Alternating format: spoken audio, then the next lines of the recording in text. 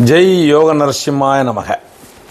அதாவது இன்றைக்கி நிறைய மக்கள் நமக்கு ஃபோன் மூலியமாகவும் வாட்ஸ்அப் மூலியமாகவும் சொன்னது என்னென்னா, சனி பயிற்சி, குரு பயிற்சி, ராகு கேது பயிற்சி, இந்த மாதிரி பயிற்சி காலங்களில் கோயில்களுக்கு போகலாமா, இல்லை அதன் சார்ந்த கிரகம் கோயில்களுக்கு நம்ம போகலாமா? அதாவது சனி பயிற்சினா திருநள்ளாறு போகலாமா, ராகு கேது பயிற்சினா காளகஸ்தி போகலாமா? இந்த மாதிரிலாம் ஒரு சில கேள்விகள் நம்மகிட்ட கேட்குறாங்க.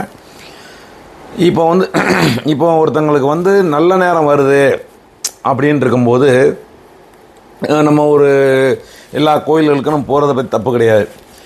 இப்போ அஷ்டமத்து சனியோ, ஜென்மச்சனியோ, பாதச்சனியோ, இல்லைனா இந்த மாதிரி ஒரு கிரகங்கள் கொஞ்சம் மோசமான இடத்துங்களுக்கு வரும்போது வாரண்டியாக தேடி போய் அவர் நம்மளை மறந்துருந்தாலும் அவரை போய் ஐயா நான் வந்துட்டேன் அப்படிங்கிற மாதிரி நம்ம காமிச்சிக்க வேணாம். ஏன்னு கேட்டால் இப்போ நிறைய பேர் அதான் சொல்லிகிட்டு இருக்காங்க, இந்த மாதிரி திருநள்ளாறு போங்க, அங்கே வாங்க இங்கே வாங்க. நம்ம இறைவனை அது உங்களுக்கு இஷ்ட தெய்வங்கள். முதல்ல நம்ம இந்த சனி பிரச்சனை, சனியால் நமக்கு பாதிப்பு இருக்குது அப்படிங்கிறவங்களாக இருந்தாலும் சரி, இல்லை சனியால் நல்ல யோகம் இருக்குது அப்படிங்கிறவங்க இருந்தாலும் சரி, விநாயகர், ஹனுமன், அதுக்கப்புறம் பெருமாள், அப்புறம் எங்கள் அப்பா சிவபெருமான், இவங்களுடைய திருவடியை ஆழமாக பற்றி பிடிச்சா 100க்கு 100 கிரகத்திலிருந்து விடுபடலாம். அடுத்தபடியாக நம்ம அப்பன் முருகன் இருக்கார். நாள் என் செய்யும் வினைதான் என் செய்யும், என்னை நாடி வந்த கோல் என் செய்யும், கொடுங்கூற்றென் செய்யும், குமரேசர் இருதாலும் சிலம்பும் சதங்கையும் தண்டையும் சண்முகமும் தோளும் கடம்பும் என் கண்முன்னே தோன்றினில் நாள் என் செய்யும் வினைதான் என் செய்யும். அவருடைய திருப்பாதங்களை நம்ம பற்றி பிடிச்சிட்டோம்னா இந்த சனியினுடைய பாதிப்பில் இருந்து 100க்கு 100 நம்ம விலகலாம்.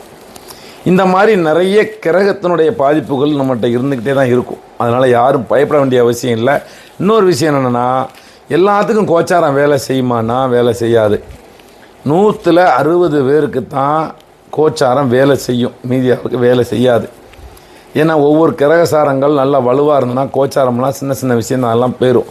2.5 நாளைக்கு ஒருக்க சந்திரன் மாறிக்கிட்டு இருப்பார், மாதம் சூரியன் மாறிக்கிட்டு இருப்பார், 2.5 மாதம் 3 மாதத்துக்கு ஒருக்க செவ்வாய் சுக்கிரன், இந்த மாதிரிலாம் மாற்றங்கள் ஏற்படும். 1.5 வருஷத்துக்கு ஒருக்க ராகு கேது மாறுவார், குரு 1 வருஷத்துக்கு ஒருக்க மாறுவார். இந்த மாதிரி கிரக சூழல் மாறிக்கிட்டு இருந்தாலும் நம்மளுடைய வாழ்க்கை பரிகாரங்களால் மாறுமா அப்படிங்கிறது நீங்கள் யோசிக்கும் போது மாற்றங்கள் இருக்குது. பரிகாரங்கிறது கண்டிப்பாக இருக்குது. ஆனால் எந்த மாதிரியான பரிகாரம் இருக்குன்னா, நீங்கள் கோயிலில் போயோ அங்கே போயோ 5000 10,000 செலவு பண்ணுற பரிகாரம் கிடையாது. ஏழை எளிய மக்களுக்கு அன்னதானம் வழங்குறது. அடுத்தபடியாக ஒருத்தங்க குடும்பங்களிலே இருக்கக்கூடியவங்க நிறைய கஷ்டப்படுறாங்க, கன்னி பெண்கள் வச்சு